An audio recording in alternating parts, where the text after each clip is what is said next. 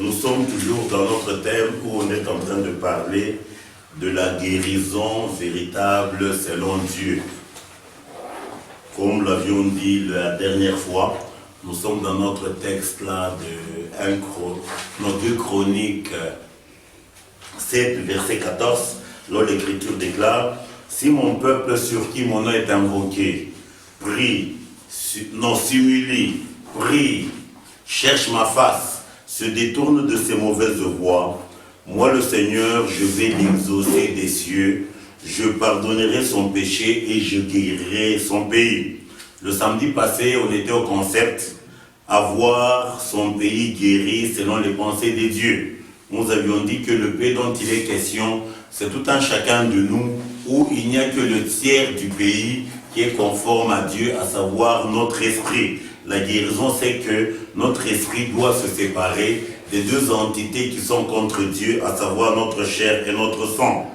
Nous sommes toujours dans le même concept de la guérison. Cette fois-ci, nous intitulons le message de ce matin comme ceci: être guéri de la désobéissance ou de l'infidélité ou de la prostitution. Amen. Donc nous disons être guéri de la désobéissance ou de l'infidélité ou de la prostitution. Le premier point sur lequel nous allons nous attarder, parce que c'est un concept vraiment très important, c'est la problématique de l'être humain. Qui est l'homme au juste? Pour cela, nous sommes dans Job 32, verset 8, la Bible déclare. Job 32, verset 8, la Bible déclare: mais en réalité, dans l'homme, c'est l'esprit, le souffle du Tout-Puissant qui donne l'intelligence. Donc le verset ici nous révèle que l'élément clé dans l'homme, c'est l'esprit. Parce que c'est l'esprit qui fait la différence entre nous les hommes et les animaux. Amen. C'est pour ça que l'Écriture dit, mais en réalité dans l'homme c'est l'esprit, c'est le souffle du Tout-Puissant qui donne l'intelligence.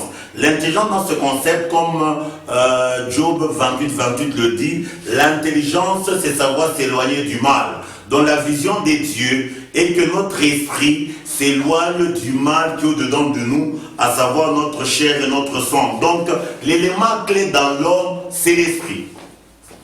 Maintenant, nous allons voir un peu, quand nous arrivons sur la terre, quelle est la position de l'esprit ou quel est le sort de l'esprit. C'est ce que nous avons intitulé la problématique de l'homme. Pour cela, nous allons lire un verset. C'est l'apôtre Paul qui révèle ce concept. Nous sommes dans Romains 11, 32 à 36. La Bible déclare, Romains 11. Romains chapitre 11, 32 à 36, la Bible déclare: car Dieu a renfermé tous les hommes dans la désobéissance pour faire miséricorde à tous, aux profondeurs de la richesse, de la sagesse et de la science des dieux, que ses jugements sont insondables et ses voies incompréhensibles. Car qui a connu la pensée du Seigneur, ou qui a été son conseiller, qui lui a donné le premier pour qu'il ait à recevoir en retour? C'est de lui, par lui et pour lui que sont toutes choses, à lui la gloire dans les siècles. Amen. Donc le point clé, c'est le verset 32. Il laisse stipuler ceci, que Dieu, dans sa science, dans ce qu'il a prévu, tous les humains ont été enfermés dans la prison de la désobéissance. Amen. C'est ça le problème de l'homme. Amen. Qui est l'homme qui est enfermé dans la désobéissance? L'homme, comme l'avions dit dans Job 32, 8, c'est l'esprit. Donc l'esprit de tout un chacun est enfermé dans la désobéissance. Maintenant, la guérison selon Dieu, c'est quand nous sommes guéris de cette maladie qui est la désobéissance, afin que nous puissions avoir l'acquisition de l'obéissance à l'égard des dieux. Amen. Donc le texte est très bien et clair que tous les hommes, qu'on le veuille ou pas, l'homme est prisonnier de la désobéissance. Il n'y a aucun parent qui enseigne à son enfant à mentir. Amen. Il n'y a aucun parent qui enseigne à son enfant à faire le mal. Donc l'homme est enfermé dans le mal. Maintenant, la pitié de Dieu ou la miséricorde de Dieu, c'est extirper l'homme de cette désobéissance afin que l'homme marche dans l'obéissance selon Dieu. C'est pour ça que nous avons intitulé « Être guéri de la désobéissance ». La désobéissance, c'est ça l'infidélité, ou en d'autres termes, c'est ça la prostitution. La prostitution dont nous sommes en train de parler, ça n'a rien à voir avec la prostitution qui est au bar. C'est la prostitution selon Dieu, c'est-à-dire, quelqu'un peut être un monsieur ou une femme qui est respectable, mais selon Dieu, on est dans la prostitution quand notre esprit n'est pas conforme à Dieu. Amen. Je ne sais pas si on se comprend un peu là. Et ce même concept de l'enfermement de l'esprit de l'homme dans la désobéissance, l'apôtre Paul révèle encore ça dans Galates 3, le verset 22. Nous sommes dans Galates 3. L'épître de Paul aux Galates, le chapitre 3, le verset 22, la Bible déclare. Mais l'Écriture a tout renfermé sous le péché, afin que ce qui avait été promis fût donné par la foi en Jésus-Christ à ceux qui croient. Amen. Dans la Bible dit ceci, que l'Écriture a tout renfermé sous le péché, afin que la promesse qui a été donnée par la foi soit donnée en Jésus-Christ pour ceux qui vont croire. Amen. C'est pour cela que ce texte est explicité. Nous sommes toujours dans Galates 3, mais cette fois-ci du verset 26 au verset 29, la Bible déclare: Car vous êtes tous fils de Dieu par la foi en Jésus-Christ. Amen. On ne devient pas fils de Dieu par la naissance à la maternité. Amen. On devient fils de Dieu par la foi en Jésus-Christ. Il continue. Vous tous qui avez été baptisés en Christ, vous avez revêtu Christ. C'est-à-dire, être baptisé en Christ, c'est quand notre esprit est immergé dans le Seigneur. Comme l'avions dit l'autre fois, c'est dans 2 Corinthiens 3, 17, il est dit ceci: le Seigneur, c'est l'esprit. Là où il y a l'esprit, là est la liberté. C'est-à-dire la volonté de Dieu est que tout esprit de tout un chacun de nous soit immergé dans le Seigneur qui est esprit, afin que nous soyons libérés par rapport au mal, par rapport à la désobéissance qui est au-dedans de nous. Il est dit ceci: vous tous qui avez été baptisés en Christ, vous avez revêtu Christ. Donc la volonté de Dieu est que tout un chacun de nous, et que l'esprit de tout un chacun puisse revêtir Christ. Ce n'est que quand nous revêtons Christ que nous pouvons marcher dans l'obéissance. Car seuls, nous ne pouvons rien. Le péché est plus fort que nous. Amen. Et la Bible continue et dit ceci: il n'y a plus ni juif, ni grec, il n'y a plus ni esclave, ni libre. Il n'y a plus ni homme, ni femme, car tous vous êtes un en Jésus-Christ. Et si vous êtes à Christ, vous êtes dans la postérité d'Abraham, héritier de la même promesse. Donc c'est passant par Christ, par la foi en Christ, qu'on peut devenir enfant de Dieu. Mais quand nous naissons à la maternité, nous héritons la désobéissance. Nous sommes enfermés dans la désobéissance. Nous voyons encore ce concept qui est bien explicité dans le livre de Romains, le chapitre 8, le verset 9. Romains 8, 9, l'Écriture déclare. Non, Romains 9, verset 8. Non, Romains 9, verset 8. C'est-à-dire, ce ne sont pas les enfants de la chair qui sont enfants de Dieu, mais ce sont les enfants de la promesse qui sont regardés comme la postérité. Amen. Donc par la chair, c'est une impossibilité qu'on devienne enfant de Dieu. On devient enfant de Dieu, c'est par la foi en Christ. Par la chair, on est enfermé dans la désobéissance. Nous voyons encore toujours dans Romains, parce qu'il faut qu'on comprenne un peu quel est notre état initial pour connaître le besoin de Christ, afin que Christ nous extirpe de notre état de la désobéissance. Nous sommes dans Romains 7, 22 à 25. Il rentre toujours sur ce concept, sur la problématique de l'homme. Il dit ceci: car Je prends plaisir à la loi de Dieu selon l'homme intérieur. L'homme intérieur, c'est ça l'esprit. Mais je vois dans mes membres une autre loi qui lutte contre la loi de mon entendement et qui me rend captif de la loi du péché qui est dans mes membres. Ici, la Bible donc rentre sur le concept de l'enfermement de l'homme dans la désobéissance. Par rapport à mon intérieur, je prends plaisir à la loi de Dieu. Mais quand je dois agir, je vois dans mes membres une autre loi qui lutte contre la loi de l'entendement de mon cœur, qui me rend captif de la loi du péché. Il continue. Misérable que je suis, qui me délivrera du corps de cette mort? Dans la misère de l'homme, c'est quand nous habitons ce corps de désobéissance. Amen. C'est là où il dit, misérable que je suis, qui me délivrera du corps de cette mort? Le verset 25, il est dit, grâce soit rendue à Dieu par Jésus-Christ. Ainsi donc, moi-même, je ne suis pas l'entendement esclave de la loi de Dieu, mais je suis par la chair esclave de la loi du péché. Donc nous voyons d'une manière très claire que l'homme est prisonnier de la désobéissance. C'est là où Jérémie 31, verset 11, le révèle encore. Nous sommes dans Jérémie. Jérémie 31, verset 11, la Bible déclare: car l'Éternel rachète Jacob, il le délivre de la main d'un plus fort que lui. Amen. Ici, c'est Jacob par rapport à Ésaü, qui est une illustration qui révèle quoi? Jacob révèle l'homme tranquille qui habite sous la tente, à savoir notre esprit. Le plus fort, c'est Ésaü, à savoir le vieil homme. C'est-à-dire, notre intérieur est prisonnier d'une entité plus forte que l'intérieur. Et pour que nous puissions quitter cet état, ce n'est que passant par la grâce de Dieu. C'est pour ça que l'Écriture dit, car l'Éternel rachète Jacob d'un plus fort que lui. Donc naturellement, le péché est plus fort que l'homme. Pour comprendre ce concept, nous allons donner une illustration. Nous allons aller dans Job 14. Job 14, l'Écriture déclare: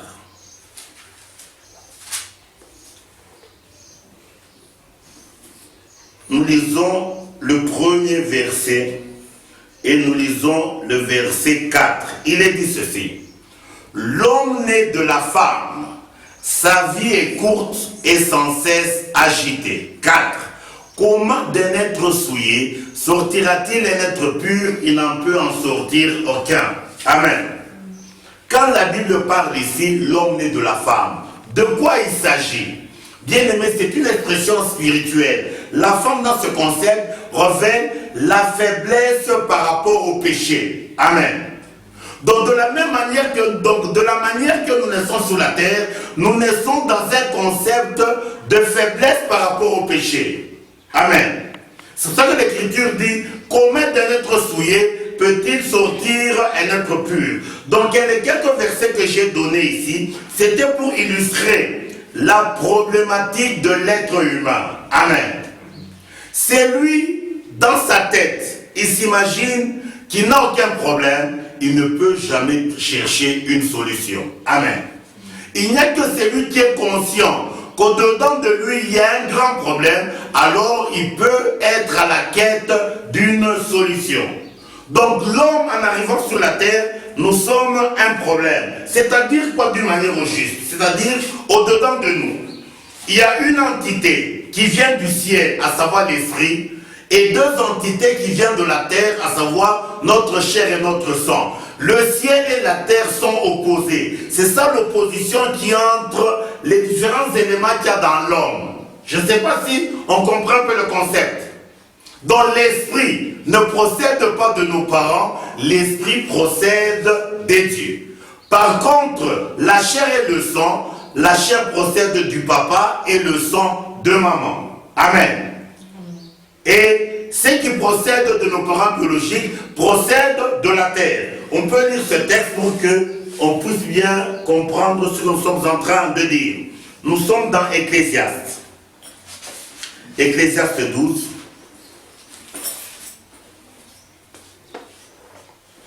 Ecclésiaste 12, nous lisons le verset 9. Écoutez ce que l'Écriture dit. Ici, on est en train de nous montrer qu'est-ce qui se passe à la mort.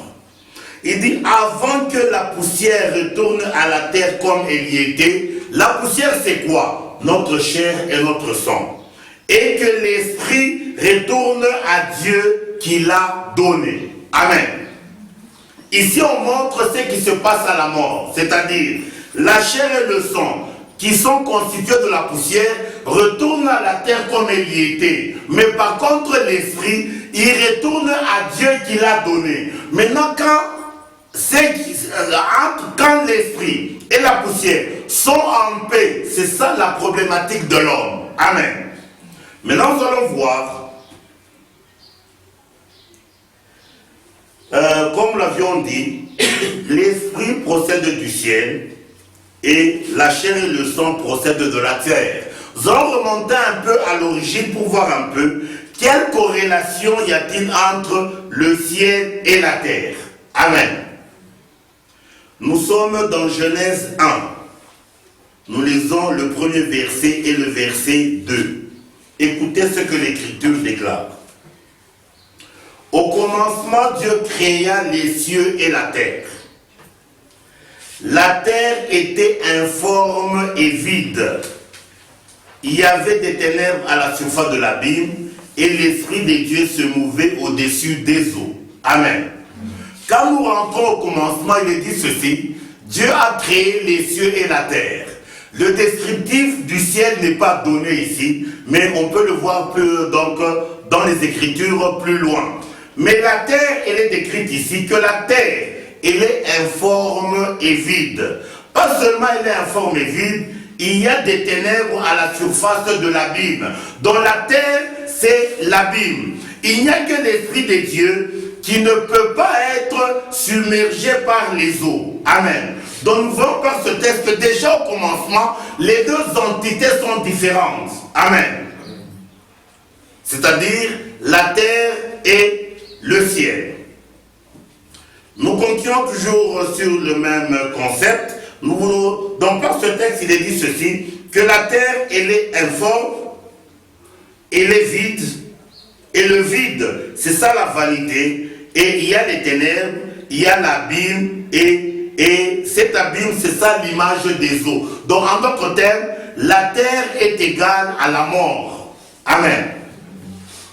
Maintenant, nous allons voir un peu quelles sont les caractéristiques profondes de ces deux entités, à savoir le ciel et la terre.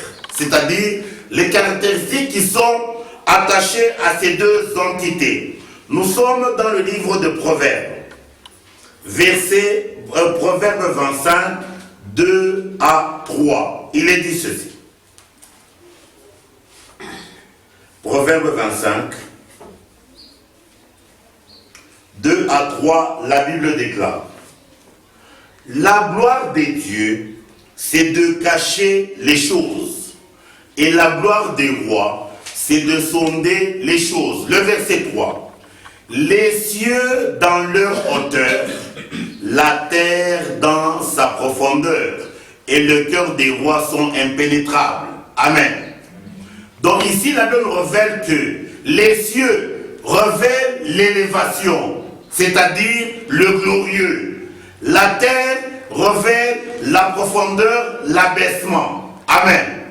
Je ne sais pas si on comprend un peu le concept.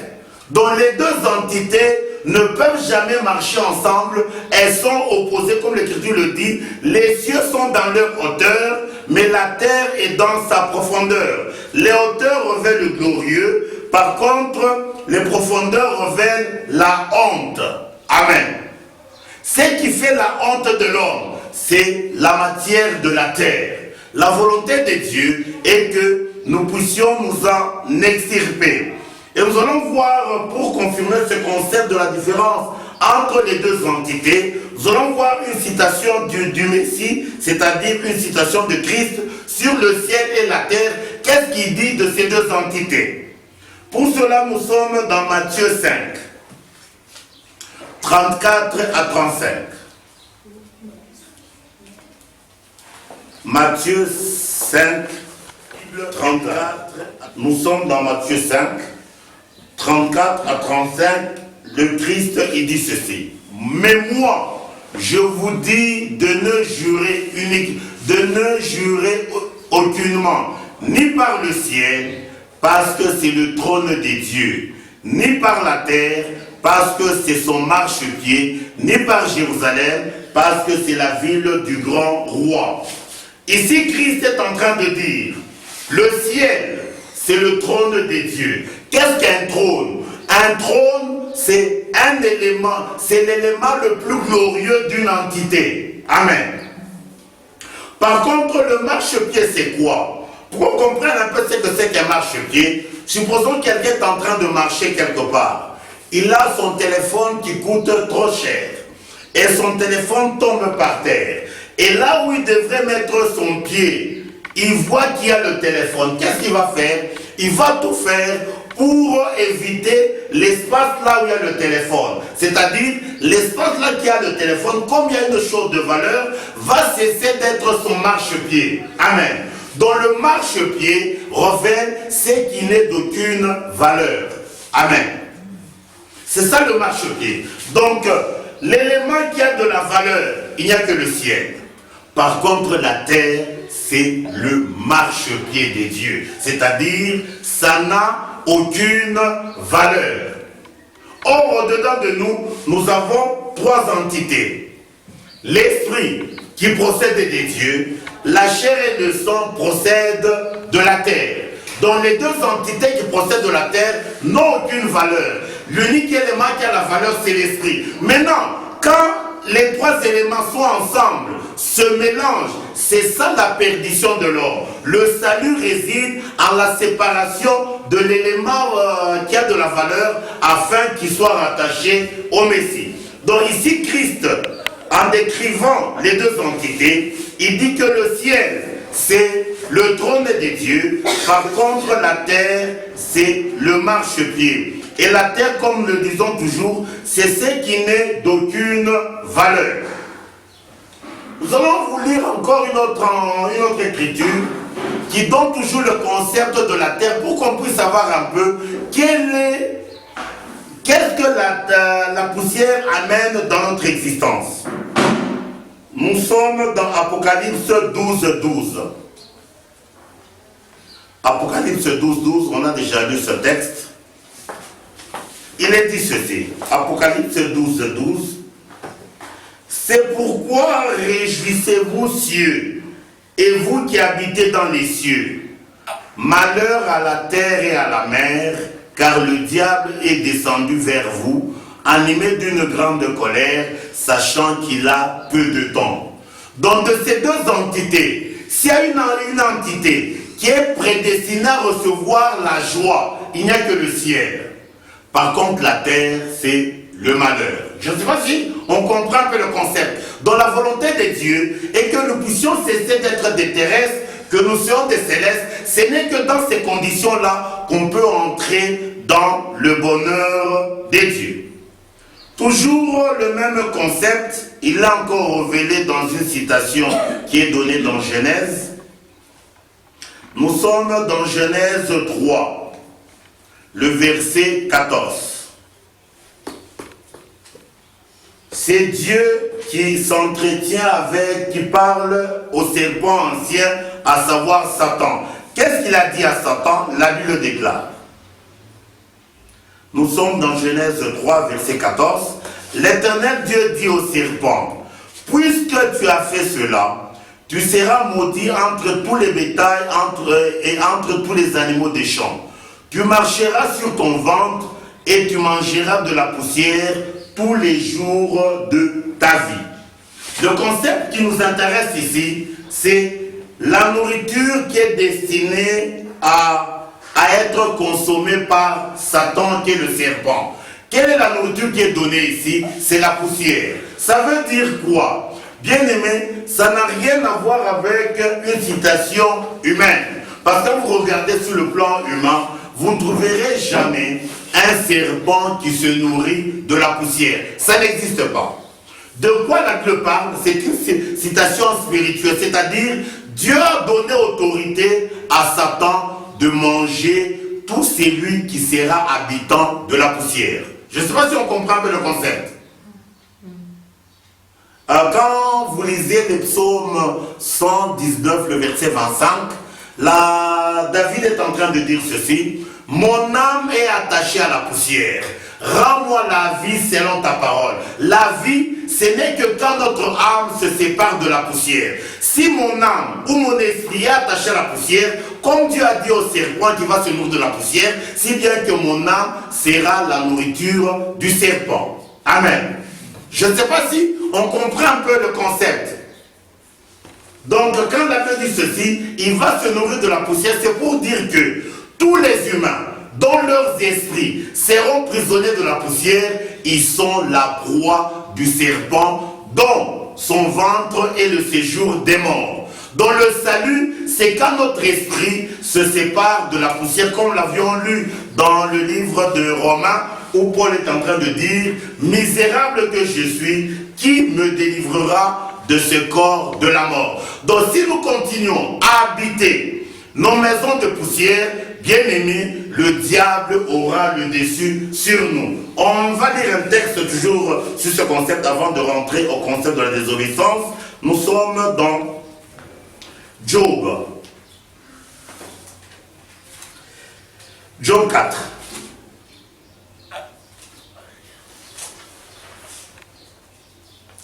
Job 4. L'écriture décrivant le sort de l'homme dit ceci. Job 4, 18 à 19, la Bible déclare: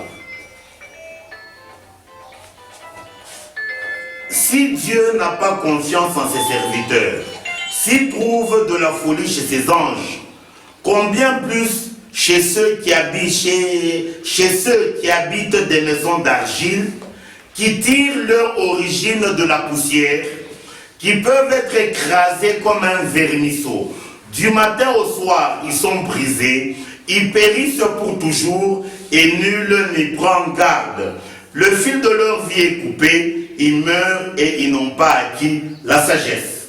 Dans l'écriture parlant des habitants, des gens qui habitent des maisons d'argile qui tirent l'origine de la poussière, leur sort, c'est qu'ils seront écrasés comme un vermisseau et du matin au soir, ils seront brisés et Dieu ne va faire aucun cas de leur situation parce qu'ils habitent dans la poussière. La volonté de Dieu est que nous cessions d'être les habitants des maisons de poussière, que nous puissions habiter la maison de vie. Et la maison de vie, il n'y en a qu'une seule, à savoir la personne de Jésus-Christ. Donc nous disons ceci, que le ciel, c'est ça l'espace destiné à recevoir la gloire. Par contre, la terre, c'est le marchepied, c'est-à-dire la vanité, c'est qui n'est d'aucune valeur. Maintenant, nous allons voir un peu, pour qu'on comprenne encore bien ces choses, maintenant nous allons rentrer au concept de l'homme, pour voir un peu quelle est la corrélation qui existe entre les deux Adams, c'est-à-dire le premier Adam qui a été tiré de la poussière et le second qui est du ciel. Nous sommes dans 1 Corinthiens 15, 45 à 50, la Bible déclare. 1 Corinthiens 15, 45 à 50, les Saintes Écritures déclarent. 1 Corinthiens 15, 45 à 50, la Bible déclare. C'est pourquoi il est écrit: le premier homme, Adam, devient une âme vivante. Le dernier Adam est devenu un esprit vivifiant. Mais ce qui est spirituel n'est pas le premier, c'est ce qui est animal, et ce qui est spirituel vient ensuite. Le premier homme tiré de la terre est terrestre, le second homme est du ciel. Tel est le terrestre, tels sont aussi les terrestres. Tel est le céleste, tels sont aussi les célestes. De même que nous avons porté l'image du terrestre, nous porterons aussi l'image du céleste. Ce que je dis, frère, c'est que la chair et le sang ne peuvent hériter le royaume des dieux et que la corruption n'héritera pas l'incorruptibilité. Amen. Dans le texte ici de l'apôtre Paul, il est en train de révéler les deux Adams qui existent. Le premier, il a été tiré de la terre. Le second, lui, il a été tiré du ciel. Dont le premier a transmis l'image du terrestre. La volonté de Dieu est que nous quittions, que nous nous séparions de l'image de l'héritage du premier Adam pour que nous puissions rentrer dans l'héritage du second Adam. Le premier Adam, qu'est-ce qu'il nous a transmis? Il nous a transmis ce que la Bible appelle ici, ce qui est animal. Amen. Il n'y a que le second Adam qui transmet, qui fait que nos esprits qui étaient prisonniers de la mort puissent être vivifiés par la présence de Christ qui est esprit. C'est ce qu'il est dit, le premier Adam, c'est une âme vivante, mais le second, c'est un esprit vivifiant. Il n'y a que le second qui a la possibilité de donner la vie à nos esprits qui étaient prisonniers de la poussière, pour qu'ils soient libérés, afin qu'ils adhèrent à l'héritage du céleste. Et la Bible est claire ici que la chair et le sang ne peuvent en aucune manière hériter le royaume des dieux. Le concept ici du premier Adam et du deuxième Adam, le premier qui est terrestre, le second est céleste, c'est-à-dire par la naissance de la chair, nous héritons l'héritage du premier Adam. Et c'est ça la désobéissance, c'est ça la mort. La volonté de Dieu est que nous puissions divorcer avec cet héritage afin qu'on ait l'héritage du second Adam. Nous sommes dans Jean 8, où le Seigneur est en train de révéler les deux concepts, le terrestre et lui qui est le céleste. Nous sommes dans Jean 8, 23 à 29. Jean 8, 23 à 29, la Bible déclare. Il leur dit, vous êtes d'en bas, moi je suis d'en haut. C'est là où je vous ai dit, quand on a lu Proverbe 25, verset 3, il est dit ceci, les cieux sont dans leur hauteur, la terre dans la profondeur. La profondeur, c'est ça, le bas, la bassesse, la honte. Par contre, les hauteurs, c'est ça le glorieux. C'est Christ qui est en train de parler ici, il dit ceci, les humains, vous êtes d'en bas, moi je suis d'en haut. Vous êtes de ce monde, moi je ne suis pas de ce monde. C'est pourquoi je vous ai dit que vous mourrez dans vos péchés, car si vous ne croyez pas ce que je suis, vous mourrez dans vos péchés. Qui es-tu, lui dirent-ils? Jésus leur répondit, ce que je vous ai dit dès le commencement. J'ai beaucoup de choses à dire de vous et à juger en vous, mais c'est lui qui m'a envoyé vrai et que j'ai entendu de lui et je le dis au monde. Ils ne comprirent point qu'il leur parlait du Père. Jésus donc leur dit, quand vous aurez élevé le Fils de l'homme, alors vous connaîtrez ce que je suis et je ne fais rien de moi-même, mais je parle selon ce que le Père m'a envoyé. C'est lui qui m'a envoyé avec moi. Il ne m'a pas laissé seul parce que je fais toujours ce qui est agréable à lui. Donc Christ est en train de stipuler ici très bien qu'il n'y a que lui qui est d'en haut, nous les humains nous sommes d'en bas. Donc ce qu'il est venu opérer comme guérison, c'est nous guérir de la bassesse, qu'on sait d'être des terrestres, qu'on soit les célestes. Et ce n'est que quand nous adhérons à Christ que nous pouvons réellement obéir à sa parole. Ici, je crois que je l'avais dit les dernières fois, que quand nous lisons l'homme de Genèse 1 et l'homme de Genèse 2, la Bible est claire là-dessus. L'homme de Genèse 1, quand vous lisez Genèse 1, le verset 26, jusqu'au verset 29 et le verset 31, on peut lire. C'est quand même important. Genèse 1, 26, 29. Genèse 1, 26, 29, l'Écriture déclare. Puis Dieu dit, faisons l'homme en notre image, selon notre ressemblance, qui domine sur les poissons de la mer, sur les oiseaux du ciel, sur le bétail, sur toute la terre et sur tous les reptiles qui rampent sur la terre. Dieu créa l'homme à son image, il le créa à l'image de Dieu, il créa l'homme et la femme. Dieu les bénit et Dieu leur dit, soyez féconds, multipliez, remplissez la terre et la sujettissez, dominez sur les poissons de la mer, sur les oiseaux du ciel et sur tout animal qui se meut sur la terre.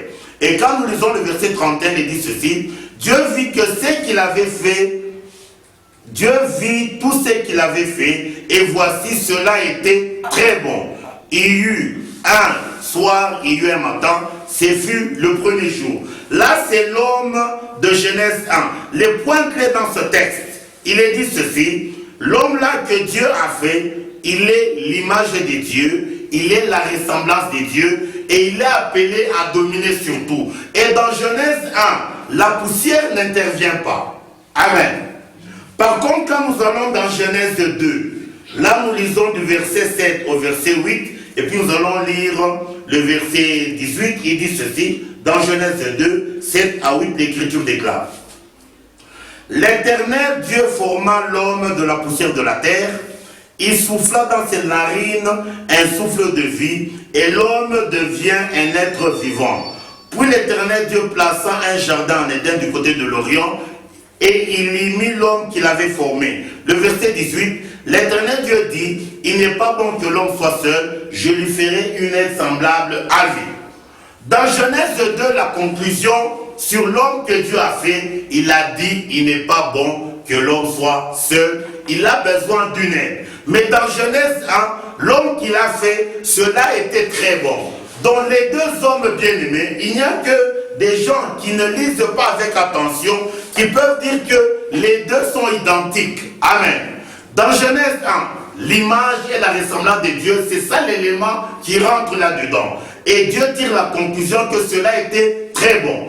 Dans Genèse 2, l'homme là, c'est la poussière et on prend le souffle, on met dans la poussière. Ce qui est donné dans Genèse 2, c'est ça, Romains 11, verset 22. C'est-à-dire l'esprit qui est enfermé dans la poussière. Et Dieu a dit dans cet état, on a besoin de l'aide. Et l'aide dont on a besoin, c'est l'alliance qui procède de Dieu. Je ne sais pas si on comprend un peu le concept dont nous sommes en train de dire, c'est-à-dire l'homme de Genèse 1, il révèle le Messie. C'est seul Jésus qui a appelé à dominer sur tout. Par contre, l'homme de Genèse 2, lui l'a enfermé dans la désobéissance. Pour que nous soyons corrects avec le Seigneur, ce n'est que quand nous adhérons à l'homme de Genèse 1. Pour comprendre le concept que l'homme de Genèse 1 c'est le Messie, c'est là que nous allons lire dans Colossiens 1, le verset 12. Colossiens 1, verset 12, il est dit ceci.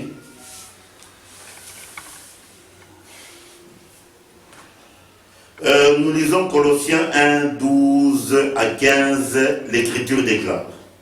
Rendez grâce au Père qui vous a rendu capable d'avoir part à l'héritage des saints dans la lumière et qui nous a délivrés de la puissance des ténèbres et nous a transportés dans le royaume du Fils de son amour, en qui nous avons la rédemption, la rémission des péchés. Il est l'image du Dieu invisible, le premier-né de toute la création. Donc c'est Jésus bien-aimé qui est l'image du Dieu invisible. Nous allons voir un peu plus tard qu'est-ce que c'est que l'image de Dieu pour comprendre un peu c'est de quoi il s'agit. On va aller dans Hébreux 1, la Bible nous révèle un peu ce que c'est que l'image de Dieu. Nous sommes dans Hébreux 1, 8 à 12. Hébreux 1, 8 à 12. Hébreux 1, 8 à 12, l'Écriture déclare. Mais il dit au Fils, ton trône, ô Dieu, est éternel. Le spectre de ton règne est un spectre d'équité. Tu as aimé la justice et tu as haï l'iniquité. C'est pourquoi, ô Dieu, ton Dieu t'a oint d'une nuit de joie au-dessus de tes égaux. Et encore, toi, Seigneur, tu as au commencement fondé la terre et les cieux sont l'ouvrage de tes mains. Ils périront, mais tu subsistes, ils vieilliront tous comme un habit, tu les rouleras comme un manteau, ils seront changés, mais toi tu restes le même et tes années ne finiront point. Donc quand nous voyons ce texte, l'image de Dieu c'est trois éléments. Le concept de l'éternité, comme on dit aussi sur le Fils, puis il a dit au Fils, ton trône, ô Dieu, est éternel. Donc le trône du Fils, il est éternel. Et les deux éléments qui viennent, c'est quoi? C'est l'équité et la... Job 34. Job 34, 10 à 12. Job 34, 10 à 12, la Bible déclare. Job 34, 10 à 12, l'Écriture déclare. Écoutez-moi donc, homme de sens. Loin des dieux l'injustice, loin du Tout-Puissant l'iniquité. Il rend à l'homme selon ses voies, il rétribue chacun selon ses voies. Non certes, Dieu ne commet pas l'iniquité et le Tout-Puissant ne viole pas la justice. Donc l'image de Dieu, c'est l'équité et la justice. Et l'image de Dieu que le Seigneur nous a montré, il n'y a que la personne de Christ. Donc la volonté de Dieu bien-aimé est que nous soyons guéris de la désobéissance. Être guéri de la désobéissance, c'est quitter la maison de la désobéissance pour se retrouver dans la maison de vie. Et la maison de vie n'est autre que la personne du Seigneur Jésus. Comme l'Écriture le dit, je suis dans la joie quand on me dit allons à la maison de l'Éternel. Je voudrais habiter toute ma vie dans ta maison. La volonté de Dieu bien-aimé est que nous puissions quitter nos maisons de désobéissance pour que nous puissions nous retrouver dans les maisons de vie. Nous arrêtons un peu ici pour aujourd'hui. Je ne sais pas s'il y a quelques préoccupations. S'il y a quelques préoccupations, on est là. On va tâcher à répondre donc sur ce qui a été dit, même sur ce qui a été dit antérieurement. Je ne sais pas s'il y a quelques questions là-dessus. Donc comme l'avons dit, l'homme, il est enfermé dans la désobéissance par lui-même. C'est une impossibilité à ce qu'il fasse le bien par lui-même. Comme Christ a dit, seul vous ne pouvez rien. Pour qu'on arrive à obéir à Dieu, ce n'est que quand, par la grâce de Dieu, nous sommes délivrés de la désobéissance pour entrer dans l'obéissance à la personne de Christ. Je ne sais pas s'il y a quelques questions là-dessus. S'il n'y a pas de questions, vous pouvez